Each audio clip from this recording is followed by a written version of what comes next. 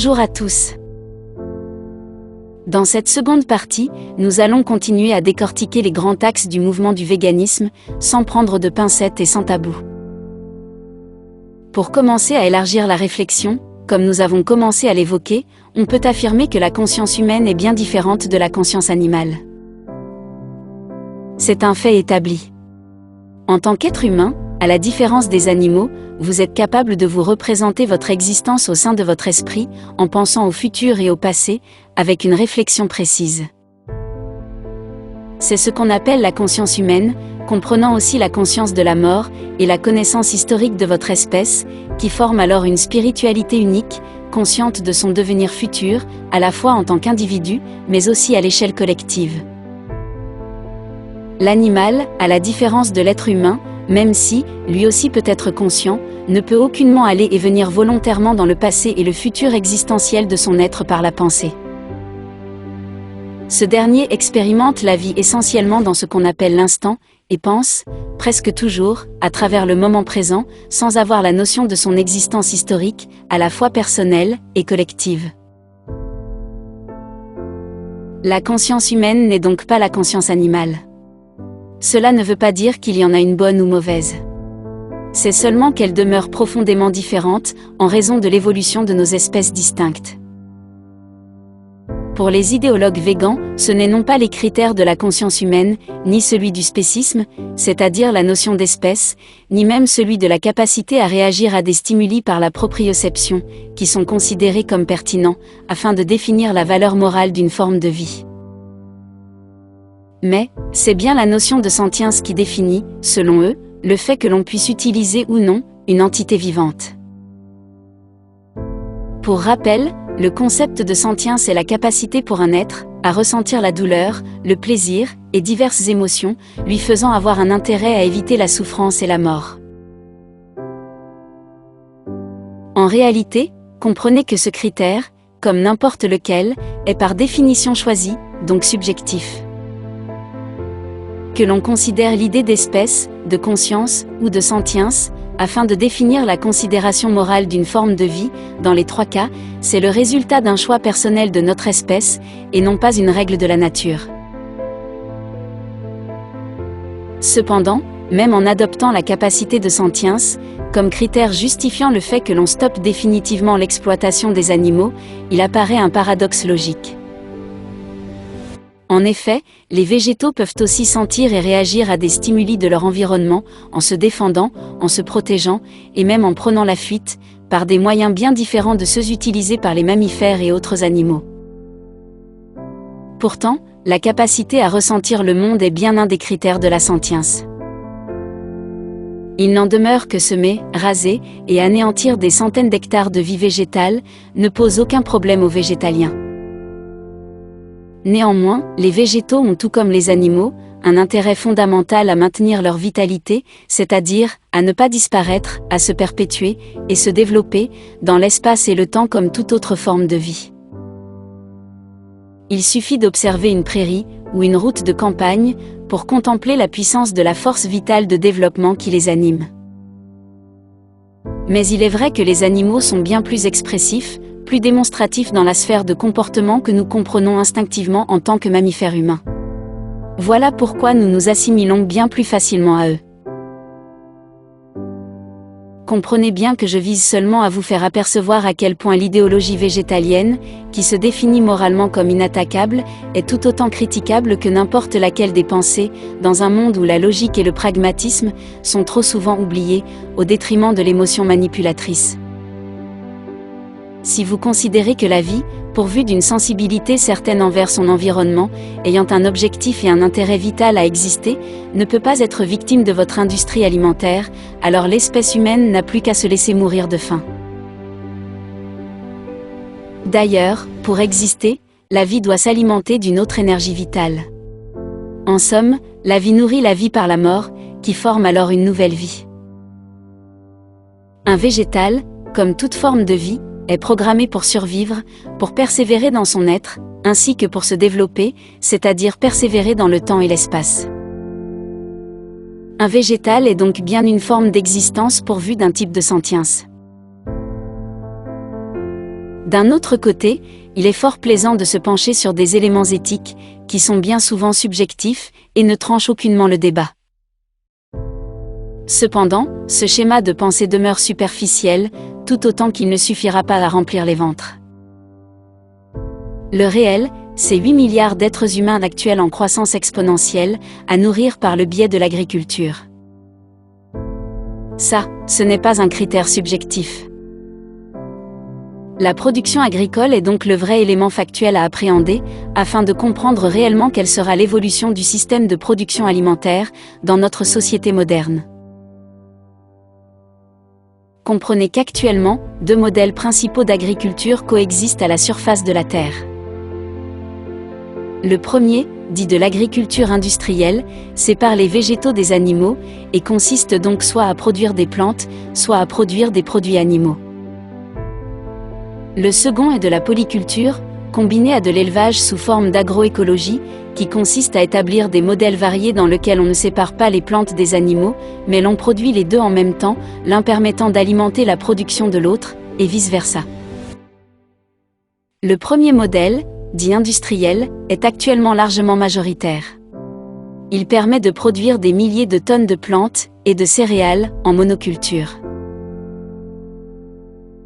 Ces végétaux sont utilisés à la fois pour nourrir les humains, mais aussi pour nourrir les animaux d'élevage.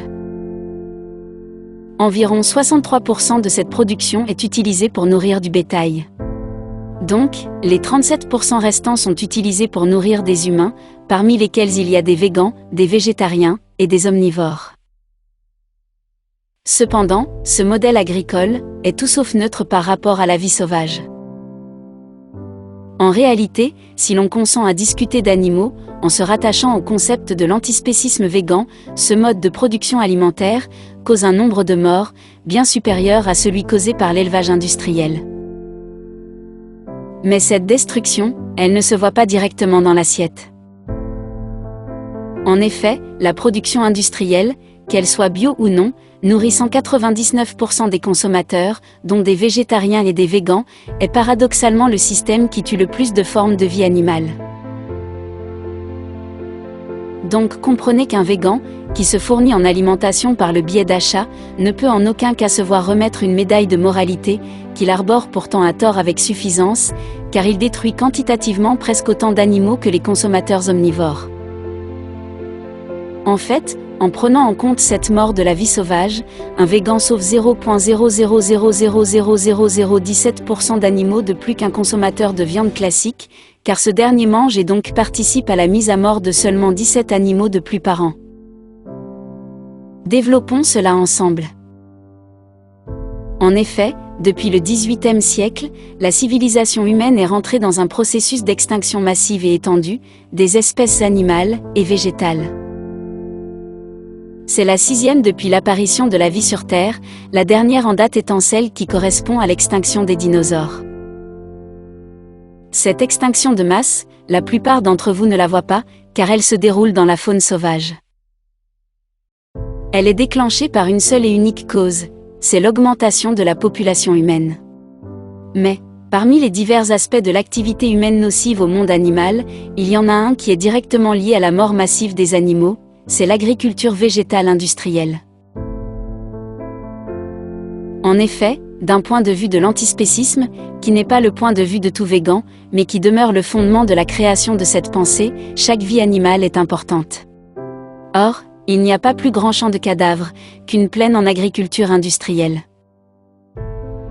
Les engrais à base de phosphore, les insecticides, les labours, sont la première cause de la destruction de l'habitat des animaux et de leur mort à l'échelle de toute la planète. Pour vous représenter cela, imaginez que dans un tout petit pavé de terre de quelques mètres carrés d'agriculture industrielle, il y a déjà des milliers de morts. En fait, à l'échelle de plusieurs centaines de milliers d'hectares de champs répartis sur votre territoire, il y a tellement d'animaux morts qu'il est presque impossible, avec un chiffre mathématiquement concevable, de les comptabiliser. Effectivement, notez que dans un champ d'une quinzaine d'hectares d'agriculture végétale, il y a déjà 7 millions de vers de terre morts. Alors oui, je vous vois venir, les vers de terre, tout le monde s'en fiche, car ils n'ont pas a priori la même conscience qu'une vache. Mais, si vous pensez plus loin, comprenez que ces vers de terre, en plus d'être indispensables pour le sol, sont supposés nourrir des milliers d'oiseaux, de rongeurs, de hérissons, qui meurent, eux-mêmes devant nourrir d'autres animaux plus gros, comme des renards, des lynx, des chats sauvages, des loups, des hermines, des faucons, des chouettes. Le tableau change alors subitement de forme, car le ver de terre n'est point la seule victime de ces champs. En conséquence, le biotope de l'écosystème mondial est totalement détruit en raison de la disparition d'espèces. C'est une spirale de mort sans fin. Chaque mort d'un animal, d'une espèce donnée, entraîne la mort d'un autre animal, et d'une autre espèce. Un champ 100% végétal, en production industrielle, c'est-à-dire un champ en apparence correct pour un idéologue végan, visant à produire son alimentation en accord avec son ambition, c'est une hécatombe, une extermination totale de la nature. Les divers animaux que nous avons cités, en plus de centaines que nous ne listons pas, meurent à une échelle bien plus grande que les animaux d'élevage. Cependant, vous en conviendrez, un champ agricole, c'est bien moins spectaculaire qu'un animal égorgé dans un abattoir. Pourtant, ces champs causent infiniment plus de morts que toutes les morts advenues dans les abattoirs. C'est alors que le pouvoir des images reflète l'hypocrisie de vos semblables, qui se prétendent défenseurs de tous les êtres vivants, alors qu'ils promeuvent des règles strictes pour certaines espèces, comme les vaches, les cochons, les poules, et se montrent totalement insensibles aux autres, qui sont bien moins médiatisés. En réalité, ils sont seulement victimes de leurs trop grandes émotions, qui ne leur permettent pas de voir plus loin par la pensée. Vos concitoyens végans parlent tout le temps d'1 milliard d'animaux morts à l'échelle d'un pays, mais le milliard d'animaux morts, quantitativement, vous l'avez déjà à l'échelle d'une vallée de vos campagnes. Alors oui, 63% de cette production industrielle mortelle est utilisée pour nourrir des animaux d'élevage, n'en demeure que le reste alimente bien des végans tout autant que des omnivores. Une solution évidente afin de réduire la destruction de cette nature sauvage serait déjà de stopper l'élevage animal industriel, ce qui permettrait d'arrêter l'exploitation de ces 63% de champs de culture, et c'est une bonne alternative d'avenir. Mais le point essentiel à comprendre, c'est que cela ne va pas automatiquement de pair avec le fait de stopper tout type d'élevage animal, et c'est capital. En effet, bien que l'élevage industriel soit destructeur, en raison de cette production agricole monstrueuse, visant à nourrir le bétail, le second système de production alimentaire d'agroécologie dont nous parlions, permet un élevage animal dit écologique. Cette méthode vise à ne surtout pas produire la nourriture du bétail sur des parcelles industrielles, mais à créer un environnement cyclique et propre, facteur de croissance et de biodiversité. Ce modèle permet de produire en synergie des végétaux, ainsi que des produits animaux comme du lait, des œufs et aussi de la viande de qualité, avec un rendement élevé. En somme, ce type d'exploitation, qui existe déjà, est donc le mode de production qui devrait d'un point de vue éthique, se développer et croître à l'avenir, et il n'est pas nécessairement végan. De plus, dans le futur, d'autres modes de production calorique vont apparaître progressivement en utilisant des insectes, en plus de technologies de pointe, et ces systèmes aussi ne seront pas végans. Pour finir, n'oubliez pas. La vie se nourrit de la vie, par la mort.